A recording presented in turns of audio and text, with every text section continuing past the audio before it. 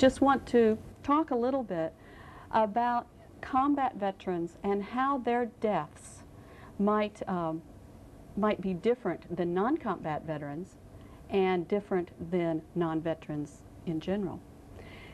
For this conceptual framework, I just kind of think of war as being this black hole, this tightly bound up place where there's no light of day, no consciousness, and nothing escaping. You know, these soldiers, when they come home, they really want to leave the war behind. They want to lock the memories up in the darkness. They just want to get away. They want to get on with their life, leave it behind. So here's this war trauma in this, like this big black hole in the middle of their consciousness.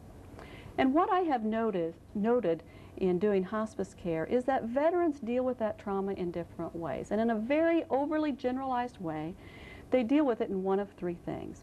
If you look at trajectory number 1, many veterans are somehow able to successfully integrate that trauma into their consciousness.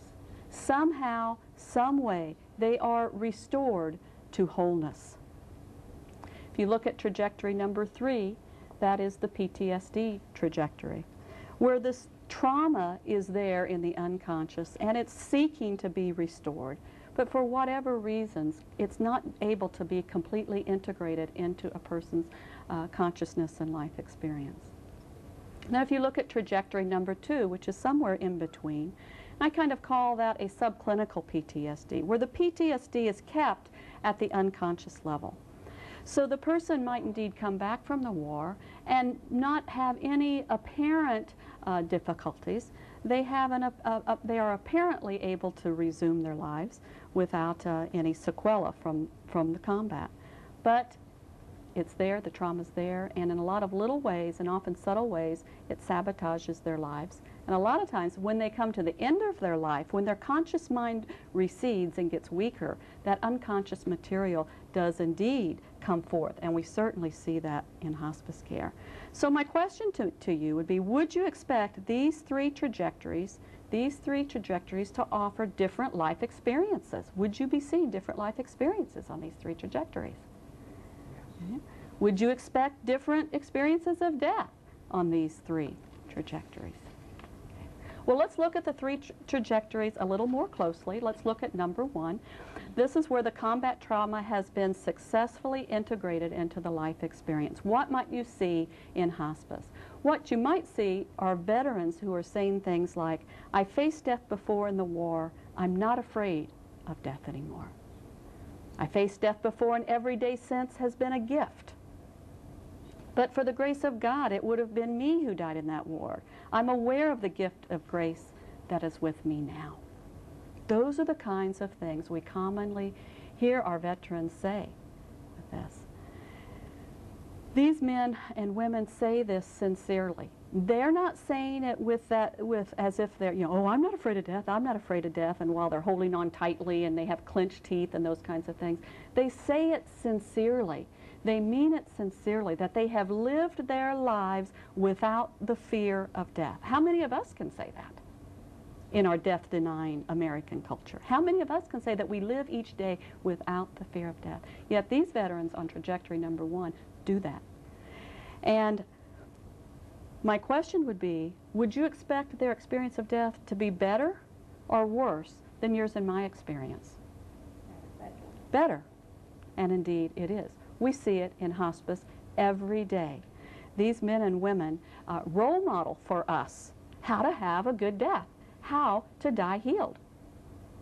Do we need some good role models for how to do death in our death-denying American culture? We do. And these veterans provide that to our society. That's one of the reasons it is such a privilege to do hospice work. All right, well, let's do trajectory number 3. This is veterans who have PTSD. They've not been able to completely integrate that traumatic experience into their consciousness. What are the things that you might see if you're taking care of them at end of life? Well, you may see a lot of suspicion and lack of trust. So therefore, it often takes a lot more time to build trust. You have to let them, you have to earn their trust. We have to become trustworthy in order to gain their trust. Oftentimes, alcohol usage is very common with vets with PTSD. You know, they try to numb, self-medicate the anxiety and the agitation of these intrusive memories that they often have. You might see anxiety. You might see agitation, kind of an acting out of the trauma. Again, very commonly seen. There may be estranged relationships, whether it's from the alcohol usage or whether it's from the PTSD or a combination of both. So often people, in hospice, we talk a lot about unfinished business. You know, the indicator for a good death is whether or not a person is peaceful. That's our indicator. And if you have estranged relationships, that often interferes with peacefulness. We talk a lot about having, being able to complete all unfinished business. Estranged relationships bring a lot of unfinished business to the deathbed. We use a lot in hospice care, we talk about Ira Byock's 5 tasks for healing, being able to say, forgive me, I forgive you, I love you, thank you, and goodbye. Being able to do these 5 things are what help us come to our deathbed with some healing. And often what we see with patients at the end of life is they no longer, we do life review with them, and their past comes into the present. It's like when you're dying, time changes, and everything becomes the ever-present moment. So maybe a first marriage from 3 marriages ago, if that was unfinished and there was undone stuff, that's what a dying veteran might have on his mind, that's kind of seeking peace and seeking completion with that unfinished business. All right. Another thing that I've seen oftentimes is what I call unfulfilled longing for the life not lived. And I want to explain what I mean by that. Again, if you go back to soldiers when they're 18, 19, and 20 years old, and they're going to go off and fight a war, they kind of naively think, like you and I did at that age, they kind of naively think, oh, I'll just go over here and I'll go fight this war, and then I'll come back and I'll resume my life like I had it planned. And so they do that. They try to do that. They go off and fight the war, and then they come back. They take that uniform off. They put their civilian clothes back on, and they go to resume their life like they had envisioned it, like their dreams were. And what happens? A lot of times it doesn't happen. And they sometimes don't even really know why. They may not even relate it to the war experience. So they go through that life with that sense of disappointment that they have let themselves down, that they have let their parents down. They've not fulfilled what they knew they were capable of doing. So they come to their deathbed often with a lot of guilt. Now, these veterans on trajectory number 3, do you think they have a different experience of life? Yes. Do they have a different experience of death? Yes. All right, well, let's look at trajectory number 2.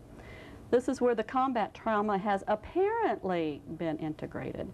And what we often see is that it's really a subclinical PTSD. And what things might you see here? Well, I call it a white knuckle syndrome, where this person is really so good, their defenses are so strong, they are just really, really good at keeping the lid on.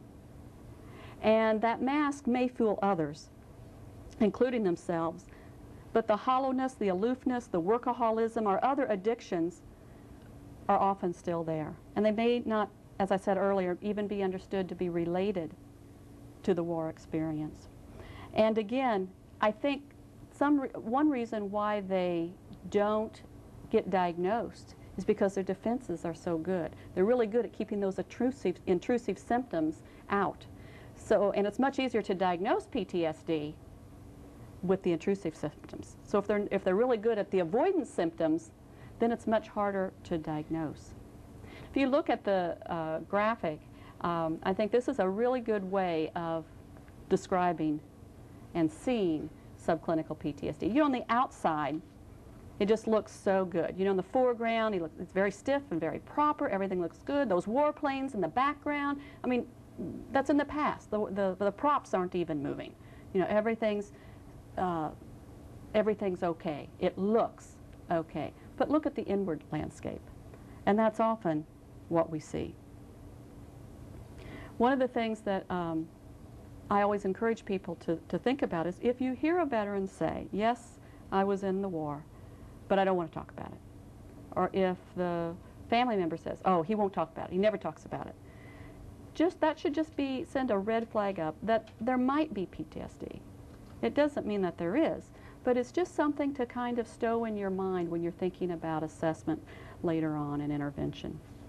But certainly for this class, this trajectory number 2, often what happens is that these people come to the end of their lives. They come to their deathbed, and what they get is a lot of resurrected memories. And I think that's not necessarily bad. I mean, it's good if this material is now conscious, if we know how to respond to that.